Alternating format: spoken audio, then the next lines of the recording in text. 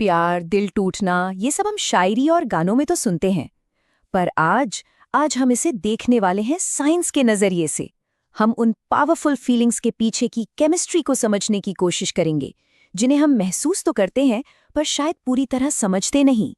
तो एक सवाल से शुरू करते हैं। क्या हो अगर मैं कहूं कि जिस प्यार के लिए आंसू बहाए जाते हैं वो दिल की बीमारी नहीं बल्कि दिमाग की है। चलिए इस दिलचस्प सोच की गहराई में उतरते हैं। तो ये कहानी है राहुल और आन्या की। एक बहुत ही आम सी कहानी, इतनी आम कि शायद हम सबको इसमें अपनी कहानी का कोई ना कोई हिस्सा जरूर दिखेगा। शुरुआत होती है कॉलेज की लाइब्रेरी से। एक आम सा दिन, जब राहुल पहली बार आन्या को देखता है। बस वही एक पल, और राहुल की दुनिया हमेशा के लिए बदलने वाली थी। तो उनके रिश्ते का सफर कुछ ऐसा था। पहली मुलाकात से एक चिंगारी उठी, फिर शुरू हुआ देर रात तक बातों का सिलसिला, फिर धीरे धीरे प्यार में डर और बेचैनी घुलने लगी, और आखिर में ब्रेकअप। चलिए इस पूरे सफर के हर एक मोड़ को साइंस की मदद से समझते हैं। तो कहानी का पहला पड़ाव, पहली नजर का वो जादू। आखिर होता क्या है उस एक पल में?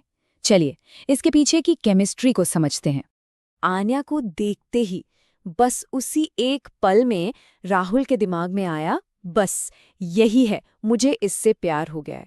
मतलब एक बहुत ही पावरफुल इंस्टेंट फीलिंग थी ये। अब साइंस ये कहता है कि उस पल राहुल के दिमाग में डोपामाइन नाम का एक केमिकल रिलीज हुआ था। यही वो केमिकल है जो हमें एक्साइटमेंट और अट्रैक्शन की फीलिंग देता है। तो जिसे राहुल पहली नजर का प्यार समझ रहा था, वो असल में एक जबरदस्त केमिकल रिएक्शन था।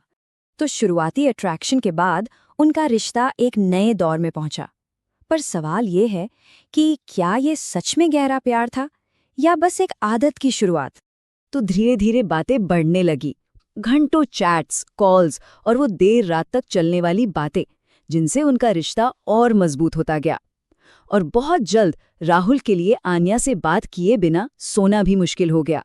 इस गहरे कनेक्शन के पीछे भी एक केमिकल का ही हाथ था, ऑक्सीटोसिन। इसे अटैचमेंट हार्मोन भी कहा जाता है। यही वो हार्मोन है जो हमें किसी के साथ जुड़ाव और विश्वास का एहसास कराता है। तो जो राहुल को गहरा प्यार लग रहा था, वो असल में ऑक्सीटोसिन की वजह से बनी एक मजबूत। लेकिन जैसा कि हर कहानी में होता है, इस कहानी में भी एक मोड़ आया। अब हम देखेंगे कि कैसे ये गहरा रिश्ता धीरे धीरे डर और बेचैनी में बदलने लगा। अब सीन ये था कि जब भी आन्या का रिप्लाई लेट आता, राहुल बेचैन हो जाता। उसके दिमाग में तरह तरह के ख्याल आने लगते। कहीं वो किसी और से तो बात नहीं कर रही। जो रिश्ता पहले सुकून देता था, अब वही चिंता की वजह बन रहा था। और इसके पीछे की साइंटिफिक वजह थी राहुल के दिमाग में सेरोटोनिन लेवल का गिरना। देखिए, सेरोटोनिन हमारे मूड को स्टेबल रखता है, और जब इसकी कमी हो जाती है तो दिमाग में ऑब्सेशन और एंग्जाइटी हावी होने लगती है। तो इस तरह दो अलग अलग केमिकल्स ने एक ही रिश्ते के दो अलग अलग रूप दिखाए।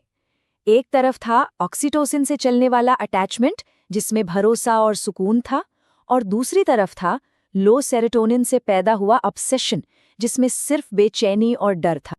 और फिर ये पूरा केमिकल से भरा सफर अपने सबसे मुश्किल मोड़ पर आ पहुंचा। एक दिन आन्या ने कहा, मुझे थोड़ा स्पेस चाहिए। बस ये कुछ शब्द ही काफी थे। राहुल वो पूरी तरह से टूट गया। उसे अपने सीने में एक अजीब सा तेज दर्द महसूस हो रहा था। सांसें भारी हो गई थी। ये सिर्फ इमोशनल पेन नहीं था, ये एक फिजिकल पेन था। और कमाल की बात यह है कि साइंस भी यही कहता है। ब्रेकअप के दौरान हमारा दिमाग ठीक वैसा ही दर्द महसूस करता है जैसा किसी शारीरिक चोट, जैसे हार्ट टूटने पर होता है। मतलब दिल टूटने का दर्द सिर्फ एक कहावत नहीं है, ये एक असली फिजिकल दर्द है। इस फिजिकल दर्द के पीछे जो विलन है वो है कॉर्टिसोल, यानी स्ट्रेस हार्मोन। ब्रेकअप जैसे हाई स्ट्रेस सिचुएशन में इसका लेवल अचानक से बहुत बढ़ जाता है, और यही हमें सीने में दर्द और भारीपन जैसे फिजिकल सिम्टम्स महसूस कराता है। कहानी खत्म हो गई, रिश्ता भी टूट गया, लेकिन राहुल के मन में एक सवाल अब भी जिंदा था। तो फिर ये सब था क्या? कुछ महीनों बाद राहुल ने सोशल मीडिया पर आन्या की शादी की तस्वीर देखी, और उसे देखकर उसने बस इतना ही सोचा, शायद ये प्यार था ही नहीं, शायद ये सब सिर्फ केमिकल्स का खेल था। उसने अपनी पूरी फीलिंग्स को साइंस से समझाने की एक आखिरी कोशिश की। लेकिन अगर ये सब कुछ बस डोपामाइन, ऑक्सीटोसिन और कोर्टिसोल का खेल था, तो फिर आज भी उसकी याद आने पर जो दर्द होता है, वो क्या है?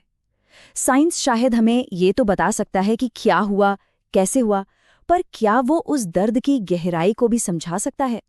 ये एक ऐसा सवाल है जिसका जवाब शायद साइंस के पास भी नहीं है।